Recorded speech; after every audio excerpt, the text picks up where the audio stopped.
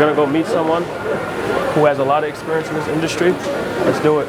Oh, this the Jockeys. Oh man, am I in the cool people's room? Is this the Jockeys room? Yeah. How are you guys? ¿Qué pasa? ¿Qué lo que? I'm good. All right, nice to meet you. All right. How are you? How are you? This guy is from Saudi Arabia. Oh, he's from Saudi Arabia? How are you? Nice with you. Let's talk with Don and let's ask some questions. Let's do it. First of all, thank you so much. You're welcome. What's your name? Andy. Andy. I'm Roger. Thank you. And Nice this is to meet you. David. Nice to meet you. Thank you. So one of our main goals today is we're trying to bring more people to the industry because it's such a beautiful sport. It's good. And we're showing people that there's many careers within the sport, such as yourself. You're a jockey. So can you tell us about being a jockey, what goes into it, and why are you a jockey in the first place? My first place in Gulfstream. I have a friend and he's a trainer. He told me, oh, you have the size for jockey. Okay. And he know I like the horses. And he teach me in the little farm, everything that the rider, and I'm start riding in Gulfstream. Okay. Miami. And what is the height limit and weight limit for a jockey? For weight, 114 is good. Is that high?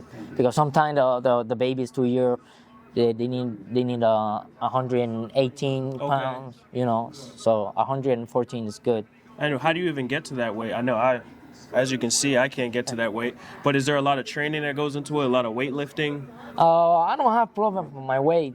So many jockeys have problem. Not too many problem, but they need to not eat everything, Okay. and come early in the morning and here in the sauna, take off a lot of weight. It's tough for a couple of jockeys. Okay. Well, I don't have that problem. So you have to have a strict diet.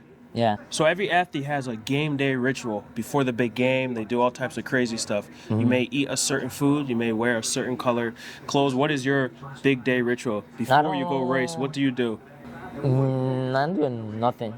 This guy, he work in the machine before the race every time, but I don't do nothing. I'm always like stretching. So these are some of the machines you use to train. Yeah, you got a treadmill, you got the exerciser. It's a treadmill. Yeah. Oh, and that's a mock horse. Is anyone here superstitious? Does anyone here have to do something? Can I try it? You know what? Let's try. I like to eat Starburst before each race. Yeah.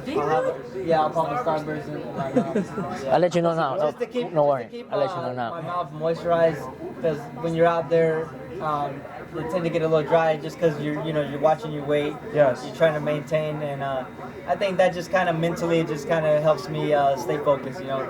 Keeps my mouth moisturized, and I don't have to really think about man, I'm thirsty or something. You know what I mean? So you guys are athletes.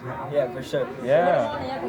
Yeah, go. Let's go. Let's do it. I hope I don't rip my suit. Yeah. Oh, you see, Don said be careful so it doesn't handle my weight. He's calling me fat. No, you're doing good. You're fat for jockey, but no. You want to show us? I don't want to. It's meant for light people. So what do you do? You sure? 100%. You sure? I'm gonna give you a demonstration, and then David, you want to be my guest? I'll give you. David's the athlete. I'll give you a demonstration, and then you guys can. Okay, let's see it. All right. I might tear my pants. So you don't have to put your whole foot in there. Typically, you just kind of keep the palm of your foot there. Just try to find that balance, Yeah. So basically, when you're in the gate, you're kind of just holding on. You're holding on to more of the mane of the horse, and just trying to keep the reins a little bit loose. That way, when they come out of there, you don't break on their mouth. So when you come out of there, you break, send them a couple of strides, and then just kind of get in position. Try to You don't forget the horse takes try to you for see a where ride. you can get a good That's really position what he's to doing. strategy. And then once you get to the top of the stretch, you gotta throw your cross. I tell you what, 9 times out of 10, Wow. you got a horse. So what is it? A lot of upper body strength or core? It's core, but leg strength, mostly leg strength, and shoulder, back, back strength, Okay. but mostly leg strength, and just kind of try to get in rhythm with the horse, try to figure out the horse. Because you're staring at that position all the way. You know? Yeah. Where's the most wear and tear on the body when riding? I would think the knees, Oh. knees and hips, Knees yeah. and hips. Wow. Sure. It looks like somebody's worn the part of coin the phrase "rode the hair off" of the. Rode the hair off that horse. It looks simple, but that's not simple. You want to try? No. Let David. I don't want to rip my suit. Yeah, wait. I did just get this stitched back up. He's the athlete. You want to try We it? can You drop don't need to designs use a for you. saddle. Just, I mean, Yeah, you don't no, need just don't try to put your feet in the saddle. Okay. Yes. Let me move this. That way you don't rip your suit, because that's you just put your legs up like you're on them. There you go. Like this? Yeah, essentially. Then the horse kind of get into that rhythm there. Yeah. Kind of look like John Wayne with curly hair. There you go. Is it I feel hard? like I'm in Django. No, it's not hard. Wow. Here, we'll I put mean, this out. it is. All right, now he says it's not hard. Now you gotta put the saddle on. It is hard for me because I can't. I'm not that flexible. Now, yeah, let me see if I can do it with the Go saddle. ahead, get out We have to of go? here. Go ahead. All right, we have to go. It's nice to meet you. Thank you so much. Thank you I wish we for- could have more for fun trying. with you, but It's nice to meet you. yes, thank you so much. Thank you, Roger. Roger. Thank you so much. All right, thank you. Thank you. Nice to meet So you. glad you're here. Nice to meet you. Hey, David, good to meet you. Hey, Dave, Bob. Guys, David, nice to meet you. I like this. I need one. Here, you do. Absolutely. I own the California Shamrock. He owns some other lesser team. Oh. So- I like this guy. He's my best friend already. All right, so this is the Shamrocks. This is a That's good right. luck charm. That's a good luck charm. That's How right. you doing so far?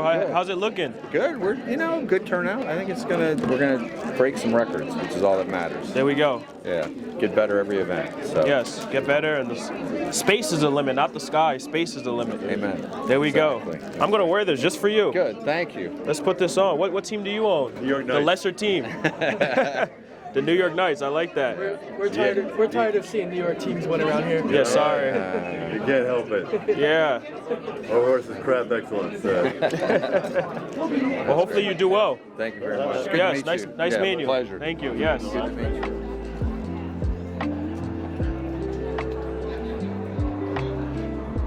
Where we're trying to promote the horse racing industry, especially we want to educate people on how much it actually has to offer. There's so many careers within horse racing, but what we need in the industry is mentors like yourself. We need people to mentor the youth and bring them up. So that's why I'm trying. That's why I come in. That's a trust me. You're one of the few people to see it. Not a lot of young people come here because it's more slow paced now. Like Yeah. as far as handicapping and stuff like that, it's a slower pace for the younger generation. Yeah. But if you spend some time at this, people fall in love with it. It's, Yes.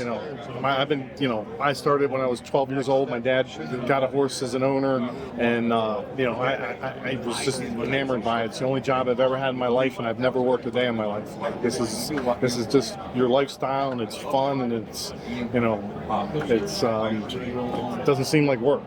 So what is your message to kids out there that are looking for something to call their own and looking for a passion? For this industry, Yes. fall in love with the horse first. Like, spend a little time around a horse once, and see how quickly you fall in love with just the whole idea of horses and everything. And then when you start to learn the beauty of the racing end of it, it is really extraordinary. People, you get like PETA that's they're anti-horse racing, this and that and everything. But these horses love what they're doing. They absolutely they thrive on it. There's horses that go to the farm and just sulk like babies because they want to be back at the racetrack doing this job. And it's a beautiful, beautiful industry. And you lead all kinds of characters, but fall in love with the animal first, and then let the game follow you into it. And what can we do? I have a quick question. I think we're about to start soon, right? We got a little time. What can this industry do to bring more younger people into it and get more young people involved? I mean, that's a great question. I think there's got to be more programs out there, more advertising. Like, hey, come experience the day on the backside that you'll see be around horses or something, or come watch them. Have the racetrack itself do a breakfast on the apron where you have the younger generation come out, watch these horses train, have people explain stuff to them and everything, and show them how the course to be able to get on, get into working on the backside or something. Or even just as a handicapper, like, hey, look, we need people here betting, not just the industry itself as far as work goes. So if you've got a younger generation, you show them, you teach them how to handicap, and that there's a skill to it, a skill level to it. They'll start coming. But you gotta make it worth their while. Like there's too many other options out there in this world of quick, fast-paced things. This is a little slower paced. It is. But besides being a jockey or owner, what else does horse racing have to offer? Because I think when people think horse racing, there's two things: old white men that have money. Yeah. And then also jockey and horse. What else does horse racing have to offer? What if I'm a smart, nerdy kid that is into math? Well, I mean, that's where you talk to Don about. Like, Don's that mathematical guy, and I've sat down with their group and talked to them, and they're always looking for every mathematical angle. Like, to me, it's always just been about the horse for me. Yes. So that'd be a hard question for me to answer. Yes. Well, thank you. I think we're about to start, aren't we? Oh, let's watch it.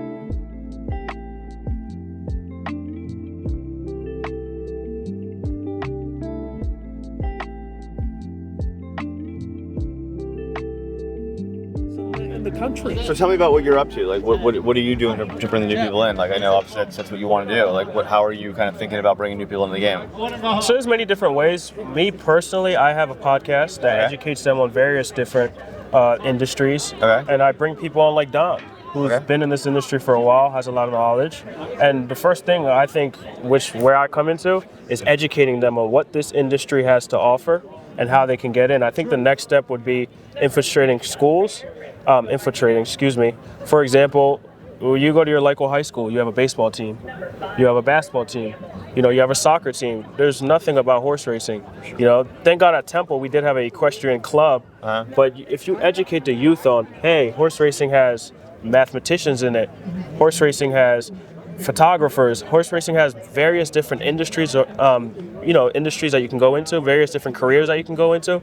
I think that's where it starts. Yeah, I think one of the things I would really highly recommend is go to the backside and educate people on the backbone of this industry, which is the people who love and take care of the horse, because it goes so underappreciated how many people that have to take care of this horse to bring a horse to the races, the veterinarians, the grooms, the farriers, the trainers, the assistant trainers, the exercise riders. There's a lot of people that really love the equine athlete, and the only reason we get to enjoy it is because of them. I think the youth would really appreciate it. I think if you could somehow shed light onto who's back there making all this happen and let kind of youth appreciate it, they would look at the sport in a different way. Because I do think they look at it as a bunch of old white rich guys that are looking around to have a good time.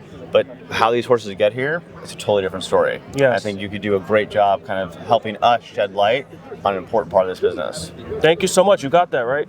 So I can look back to it, refer back to it. Thank you so much. Cool. So first of all, nice to meet you. We have to formally introduce. All right. And you're the chief operating officer of Parks Racing. What's your name? Joe Wilson. Joe Wilson. Nice to meet you. And one of the main parts of, especially this episode of my podcast, is to try to educate youth on the horse racing industry and show them that, hey, there really is a place for you in horse racing. It's not just for old, rich, white men. Sure. So what can you say to that? Sure. effect? I mean, there's so many different jobs, if you will, in horse racing. You can get involved by owning a horse, buying a part of a horse. You don't have to have all the money. I think you talk to the My Racehorse guys where everybody you can get in for as little as $100 to own a horse. But if you want to get involved with the horses, you can no training, no nothing. You can just show up at the track and you can get a job as a groom, which are people that take care of the horses. And a lot of the trainers that you see today actually started out that way. They started in the business. Walking horses, brushing horses, getting on horses in the morning and exercising them, jogging them, and then they just keep, decide that, hey, they want to train, and all of a sudden you're a trainer. So there's a lot of different things, and even other than just that, you have veterinarians, you have farriers that put the shoes on the horses, and it's a huge agricultural business, if you will. Right down to farmers, growing hay and straw and stuff like that. So there's a lot of different things, a lot of different ways to get involved in horse racing. It just depends on, what you fancy, if you will. So you just mentioned certain careers, some careers that you can go into. But what if I'm a young kid, a kid in the back of the class that's a nerd, that's really good at math or science? What in horse racing is for me? So it's a hard question. Yeah, because it's, you gotta want to be around horses. Yes. And maybe you were just going to introduce yourself to that and find out if you like it or not. Okay. And I don't want to promote gambling, but if I'm the math guy, I figured out how to handicap a program and make some bets. Let's put it that way. Yes, I like that. Well, thank you so much. Sure. And hopefully we can, bring more youth to the sport. It's a beautiful industry. Yes. So thank you so much. So we do a thing here. We did it last year. I think we did it the last 2 years. And we bring Delaware Valley College, because that's a big agricultural school. Yeah. And we bring them out every year and have a luncheon and introduce them to, trainers and owners and vets and stuff like that. And every year we get a handful of people that say, yeah, you know what, I think I might want to pursue this. Yeah. So. And what is it, Delaware Valley? It's Delaware Valley College. Okay, I've heard of. I went to Temple, and I can try to make that connection if you have a card, because we had an equestrian club. Okay. So I'm glad. I'm happy, and I'm convinced that they would want to come out here. Whoop. I hit something. I hit something. Yeah, we're good. We're just reach out to Jeff. Yes. Jeff, who you met. So. Okay. My niece and nephew both graduated from Temple. Okay. One 2 years ago, one 3 years ago, something like that. And you could start. I mean, it sounds big, but even to have schools come here, race here, compete here, would that be something you would be open to? So we've done like college days before. Okay. Yeah.